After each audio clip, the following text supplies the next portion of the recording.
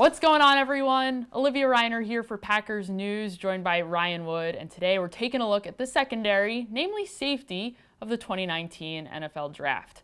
Now, Ryan, safety position. They just signed Adrian Amos from the Chicago Bears. How does his signing impact who they're going to take as far as a safety is concerned, if they take a safety in the draft? Yeah, it starts, I think, with defining what Adrian Amos is for this defense, and that is a safety who can play both. He can play free, he can play strong, but he's at his best version, he's probably in the box, closer to the action, a kind of a dynamic guy, both against the run and just kind of supporting the front and able to make plays and fly around, which means that the Packers would probably be more inclined to look at free safety first. Now, when you parse out this draft of safeties, I mean, you've got your dynamic box defenders like Jonathan Abrams out of Mississippi State, and then you've got your more center field rangy safeties like a Deontay Thompson or a Juan Thornhill out of Virginia.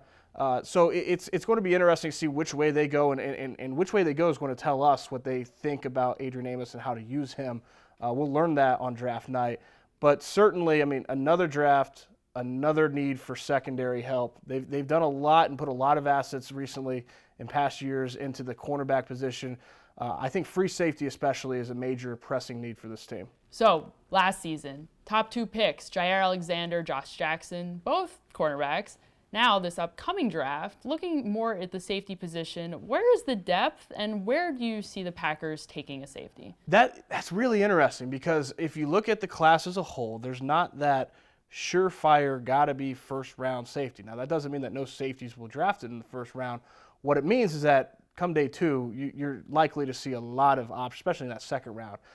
If the Packers are sitting on 44 in the second round overall and they're looking at a safety, they're probably going to have options. With that said, there is also always the chance, of course, that they fall in love with the guy. They really want this prospect. They don't want to risk him not being there available on the board once 44 comes around. So I think certainly number 30 is in play. They absolutely could take a safety number 30 overall.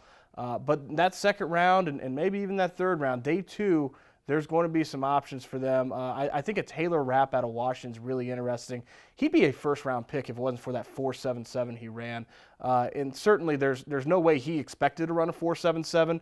There's no way he would have ran if he knew he was going to run a 4.77. That's kind of hanging over him throughout this entire process. With that said, you watch the film, you watch the tape, he does not play like a safety that runs 4.77. So if you're looking at a day two guy, Taylor Rapp, he's kind of like Amos in a way that he can do both. I mean, he's not pigeonholed into one position. He can do both. That's another guy. We talk about the Thornhill, we talk about the Thompson.